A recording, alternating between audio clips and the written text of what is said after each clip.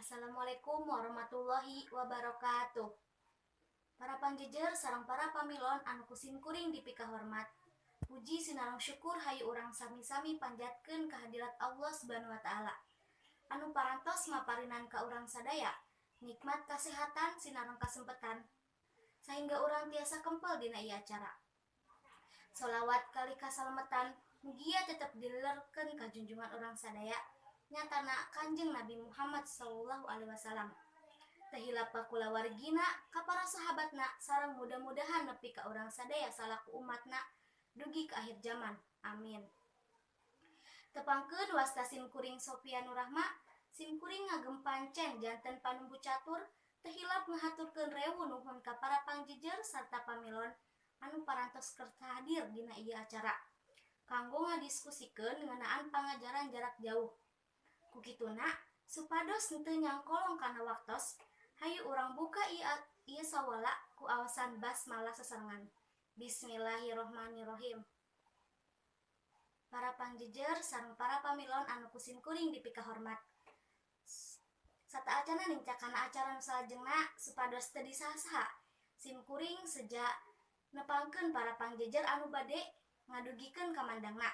Pangjejer anu kahiji nyaeta Bapak Endi Afandi SPD, mantena mangrupikeun wakase kasiswaan di SMAN hiji Majalengka.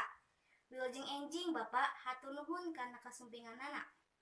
Salajengna pangjejer anu kadua nyaeta Ibu Yeliza Fajriah R SPD, mantena mangrupikeun guru basa Sunda di SMAN hiji Majalengka.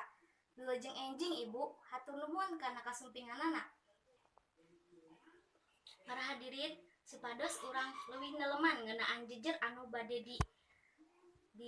diskusikeun ku urang sadaya. Hayu urang regepkeun kamandang ti para pangjejer. Sumangga ka Bapak Endi Afandi SPD kanggo ngadugikeun kamandangna. Hatur nuhun ka Bapak Endi Afandi SPD anu atos ngadugikeun kamandangna.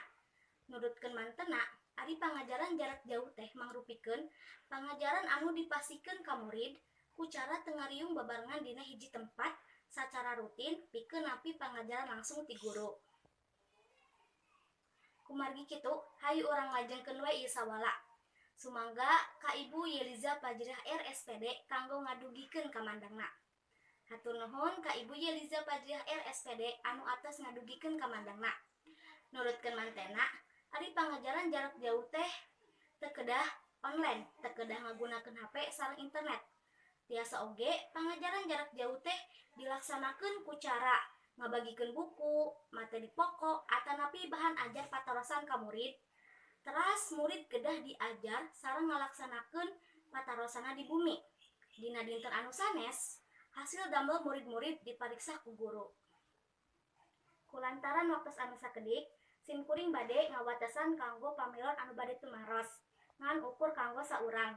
Dina ngadugikeun patarosanana kedah ngacungkeun pananganna teras nibatkeun namina.